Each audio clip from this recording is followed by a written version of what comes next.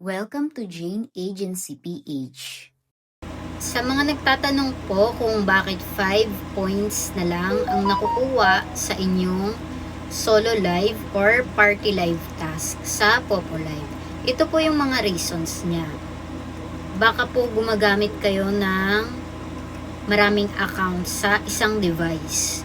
I-check nyo po mabuti yung cellphone nyo kung ilang account ang nakalagin dyan. Kasi mawawalan po talaga ng task yung account nyo kapag na-detect ni Popo Live na sa isang cellphone ay 10 or 5 or 3 yung nakalagin na account dyan.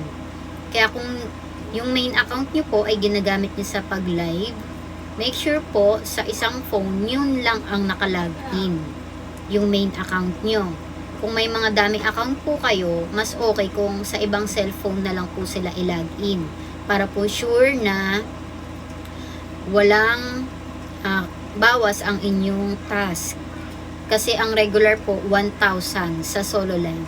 Tapos sa party live naman 2,800 po.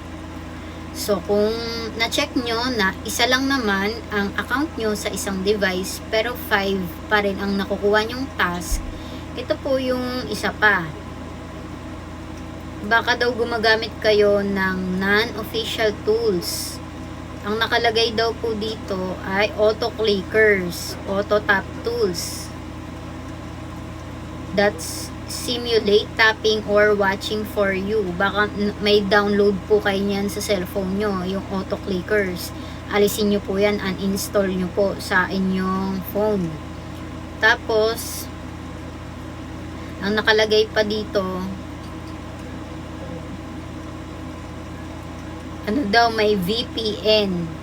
Alam niyo po ba yon? Baka may gumagamit po niyan sa inyo na VPN. Sometimes counted as non-official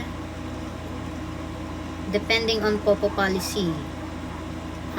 Ibig sabihin mga fake location pala to. Hindi ko kasi alam tong VPN na to. Pero kung gumagamit po kayo niyan, alisin niyo po yan. Ano daw to, fake location yung nakalagay dito. Tapos, screen recording plugins not allowed by Popo. Some apps hook into the live stream and may trigger detection.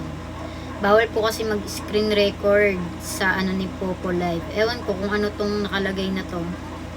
Siguro sa nyo. Floating siguro to. Hindi ko alam to kung ano tong sinasabi dito. Pero ang alam ko lang ito yung mga sinabi niya. Ito pang bots. Bots ba to o boots? Bots or automation tools, anything that controls your account automatically. Ayan po yung mga reasons ni Popo Live kung bakit 5 points lang ang nakukuha natin. Yung iba dito hindi ko alam kung ano to para saan. Pero kung isa po dyan ay ginagamit nyo, alisin nyo na po para bumalik ang inyong task. Tapos